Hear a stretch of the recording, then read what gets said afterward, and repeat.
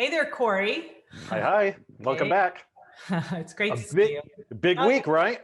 it is a big week. We've got Yeah. a lot of stuff going on. The first thing that happened was sort of hard newsy, and that is the two local residents. There's a lot of lottery scams going on all across the board. I talked to Todd Fitzgerald, the chief of police here in Manchester. He told me it's pretty much an evergreen now. Unfortunately, especially with COVID, there's always scams going on. He's always getting calls with these phone scams having to do with love, having to do like there's like all sorts of flavors of scams, and Mm. people are really falling for them. Well, last week or this past weekend, actually, two residents in Manchester, one lost $15,000, the other one lost $50,000. Whoa. Phone scam, both of them the same thing. The lottery scam. You get a call on the phone or you get an email, but it's typically this time it's on the phone. And they say, good news, you won $1 million. All you need to do is pay $50,000 in fees and taxes associated with it. And people are falling for it. And it's really unfortunate. Both the victims in this case, surprisingly, I mean, how old do you think the victims were? I should say So that. honestly, I'm always thinking octogenarians, but no. 60s. One early 60s, one mid 60s. So Yikes. there you go. I mean, it can happen anywhere. So there's always that warning. And the scammers are just getting more clever and more devices to get clever with. And Yeah. I know it's just a giant jump in how many scams I get through my phone now. It's daily. I'm getting something. They can Yeah. mask where the phone number is coming from, make it localized. Yeah. Yeah. And unfortunately, this is just the kicker. Todd told me, listen, unfortunately, we're getting these calls not because they want to solve it, but because they need the paperwork. Oh, It's too late to get the money back. oh man. There's nothing they can do. In this one case, though, there may be a chance that they can get some of the money back from one of them, though, which is a miracle. A miracle.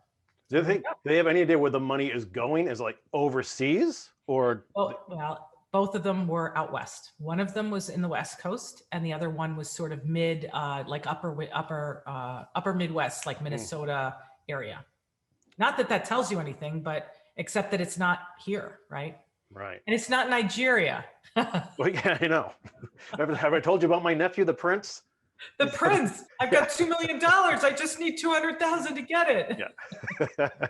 All right, let's talk about something nicer, Erika, and that's elementary school students return to in-person learning once again, full time. Wow. We ran a picture in the paper that was, I'm sorry, it takes so little to make me laugh.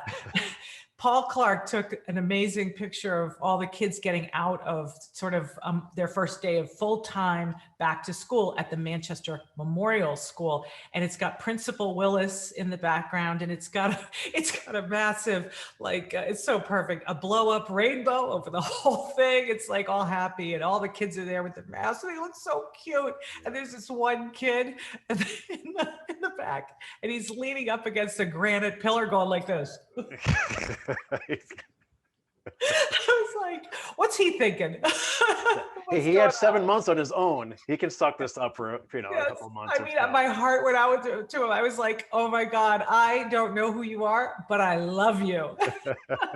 That's funny. So all we've heard is smooth transition throughout the process so far. Smooth transitions is going really well. Everyone's really happy. I mean, I think when they study COVID and the pandemic in America, they're really going to see that the people who paid the ultimate price in the last year, besides older and vulnerable people, are parents of elementary school kids, particularly mothers. So that's what's going on. Hopefully the kids are resilient and they're going to get right back. So, and high school and middle school, that's all rolling in. It's all happening now. Yep. So let's keep it in the schools, Erika, and talk about the return of the sailing team. Oh, I love this story. Okay, well, first of all, I have to say I have a personal bias because when I first took over the paper, I was struggling because I knew, sports was so important. And so if I had a coach who really took the time to get me information, it was instant love affair for me.